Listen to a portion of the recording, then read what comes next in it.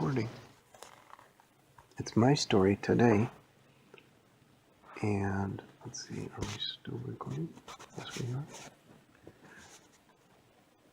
are. I am not sure what story I'll tell yet. Do you guys know? No. No? You make it up. Okay, I'll make it up.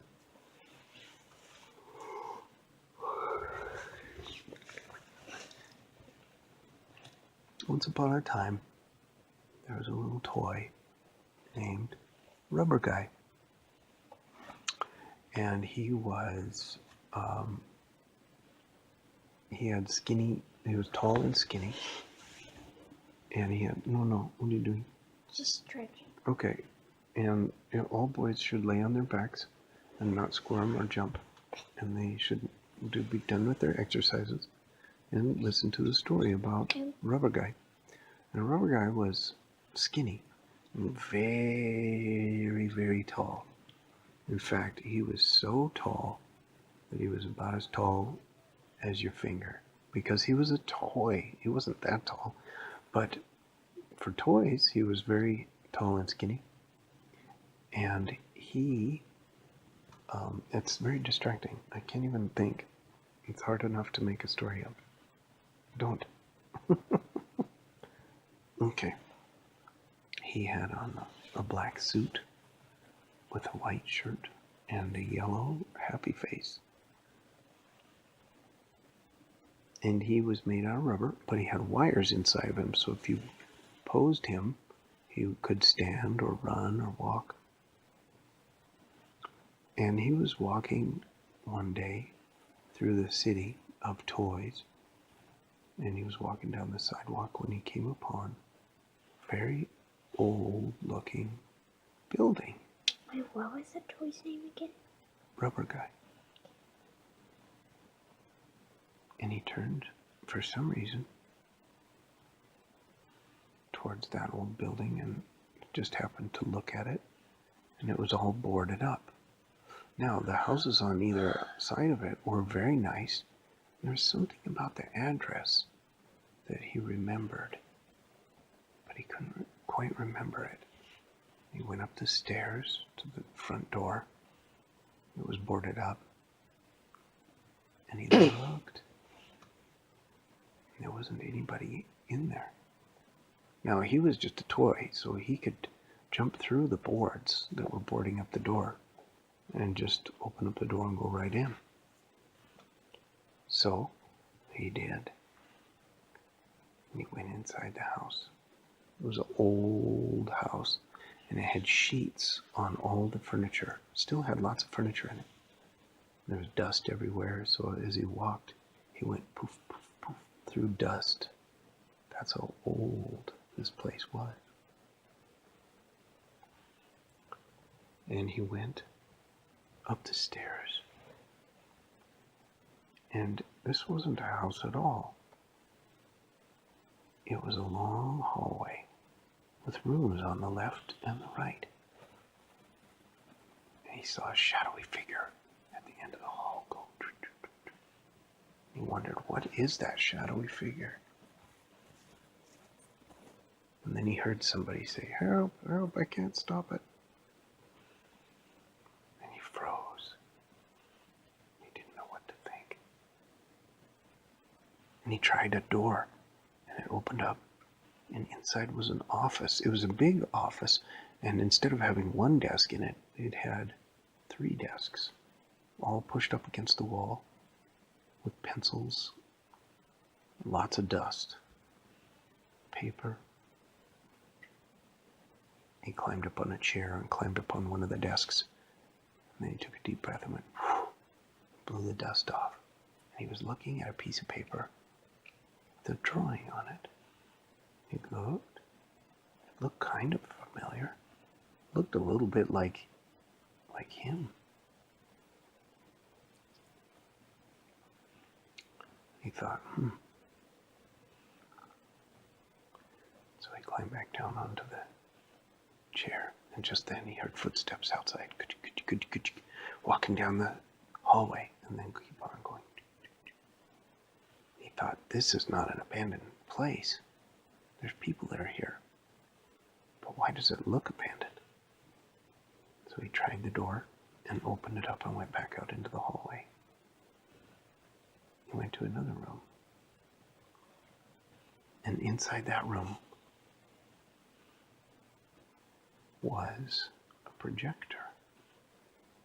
What's a projector? A projector, you run a film strip through it and it shows an animation. So he turned it on and it started up. And he looked on the wall and it was showing a movie. It was a cartoon. It was hand-drawn. It was the same guy that he saw on the sketch in the previous room.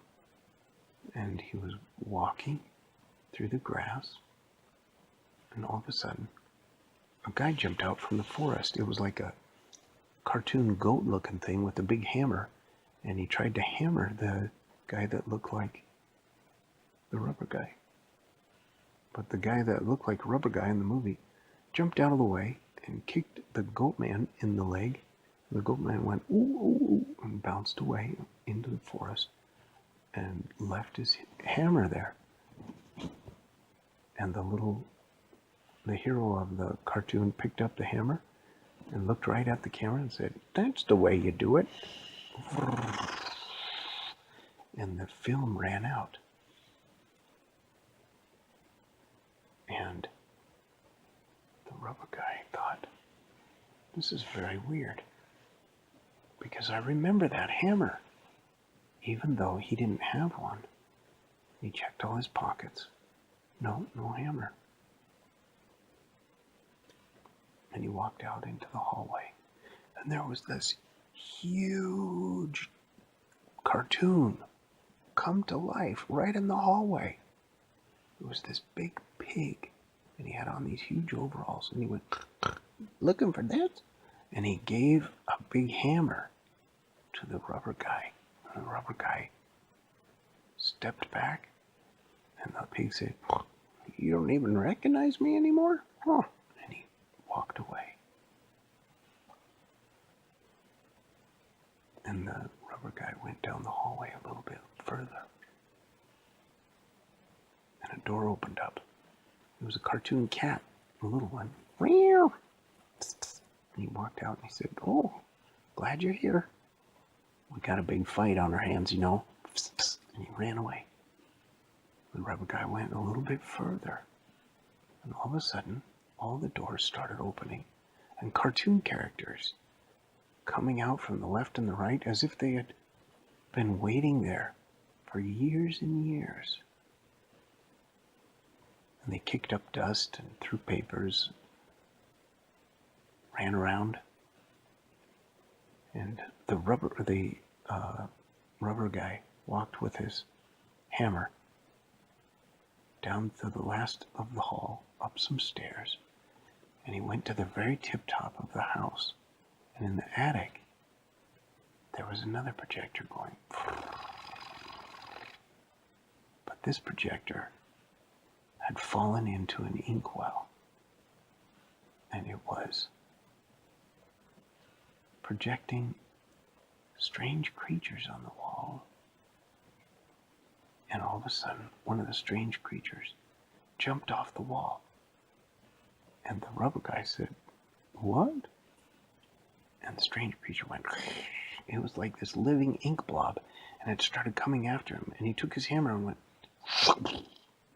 and squashed it. And somebody behind him said, "Oh, good shot." And he turned around, and it was like a funny-looking dog thing. Boris. He said, "My name's Boris." And the rubber guy thought, "Who am I?" And he said, "Who am I?" And Boris said, "You're one of us, and you gotta help us defeat all these funny guys that are coming off the wall." Just then, two more came out. And the rubber guy took his mallet and went, and just then the pig showed up. "Can I help?" And the cat was there. And it was a whole group of cartoon characters. And then the rubber guy his imagination started coming back to him and his memories. And he realized that he had to run away in hiding because the ink machine was trying to get them. And he erased his own memories so the ink machine couldn't even find him. But now he had returned, and he had his hammer, and he was going to fight all those ink guys.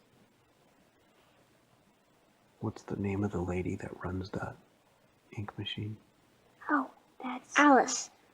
Yeah. Alice the angel. And Alice then said, "Get them!" And all sorts of ink blobs came running out. And they were like crazy ones that had 3 or 4 heads. And some of them slithered like snakes, and others of them walked like centipedes. And some of them were like in a circle, like a donut. And all the cartoon characters fought against them. And they had cartoon hammers, and they were like... Some of them had sticks of dynamite. They were like... And the pig, he didn't have any weapons, but he was so big he could sit on them. That was a big fight. But they finally beat all the ink back to the wall where they were being projected off of. And the cat went running up and grabbed the ink barrel and pulled it away from the projector. And the last thing they heard was Alice say, "I'll get you." Who was he? And Alice was gone. Who was the guy? Nobody knew. What? But then it was decided that they needed to keep the magic projector and the ink as separated as possible. And so they found some cartoon birds, and they said, "Take this ink to the other side of the world and leave it there." So they did. The end. I think he was Bendy. Maybe. Bendy's the bad guy, though, isn't he? Yeah, and Yeah, Bendy and the ink machine. He's an ink demon. Yeah, it was not Bendy. But he's probably going to fight Bendy in the next story. Now, what's the name of this story, guys? We forgot about that? No. Unknown rubber guy and the cartoons. Unknown Rubber Guy and the Cartoons.